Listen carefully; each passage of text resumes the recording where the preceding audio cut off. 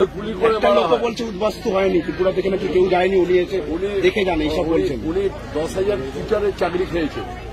ওনার প্রথমে হাবড়ায় ঢোকার আগে হাবড়ার ক্ষমা চাওয়া উচিত ছিল হাবড়ার মানুষের কাছে।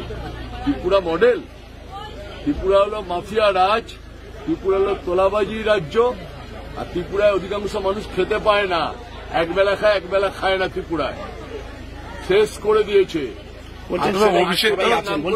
বলছেন সবাই আছেন ওখানে, যেমন ছিলেন যেমন আছেন, আপনার মতন আছেন। আপনি দিল্লি যাচ্ছেন, খাচ্ছেন যাচ্ছেন, আর নিজের প্রপার্টি বানাচ্ছেন। আর একটা ভাইটাল কথা বলেছেন, যেমন দেখা গেছিল ত্রিপুরাতে যে ক্ষমতা পাল্টে যাওয়ার আগে ঠিক যেরকম চিত্র ছিল সেই রকম নাকি বাংলা। উনি দেখেছেন তো, উনি তো দেখেছেন। আজকে অভিষেক ব্যানার্জি ভাই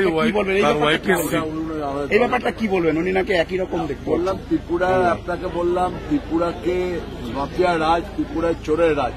ত্রিপুরার বিজেপির সমস্ত লিডার তাদের সব দিল্লিতে ব্যাংক ব্যালেন্স করেছে, আর তারা কলকাতায় বিভিন্ন সল্টলেকে বা নিউ টাউনে জায়গা কিনে বাড়ি করেছে। ত্রিপুরার যারা বিজেপির নেতা তারা হল চোরের মডেল।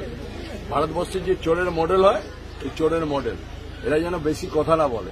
ত্রিপুরা মানুষ খেতে পায় না হাফ বেলা, এখানে মানুষ ফ্রিতে রেশন পায়। এরা এখানে যেন মডেল না করতে আসে। বললাম না 50 পাবে না, মাটিতে পা দিয়েছে 50টা সিট পাবে না। গাইঘাটা তৃণমূলের মিছিল চলাকালীন বললাম, আমরা প্রথমেই বলেছিলাম, আমাদের দলের দলের মহাসচিব পার্থ চট্টোপাধ্যায় বলেছিলেন যে বিএসএফ এর ভূমিকা একটা আলাদা রকম তৈরি হচ্ছে।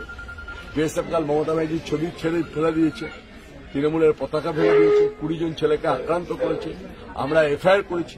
আমরা বলেছি যে সমস্ত বিএসএফ এর কর্মী এর মধ্যে যুক্ত, জিএসএফ কমান্ডার যুক্ত, তাদের গ্রেপ্তার করতে হবে। পরিষ্কার আমরা এফআইআর করেছি, পরিষ্কার এই নিয়ে আমরা আন্দোলনে নামব। আগামী পরশুদিন অভিষেক বন্দ্যোপাধ্যায় চলে যাবার পর তারপরে বিএসএফ এর বিরুদ্ধে আমাদের মামলা হবে। আমরা মামলা করছি, কলকাতা হাইকোর্টে মামলা করছি। এর হেস্তনেস্ত করে আমরা ছাড়ব।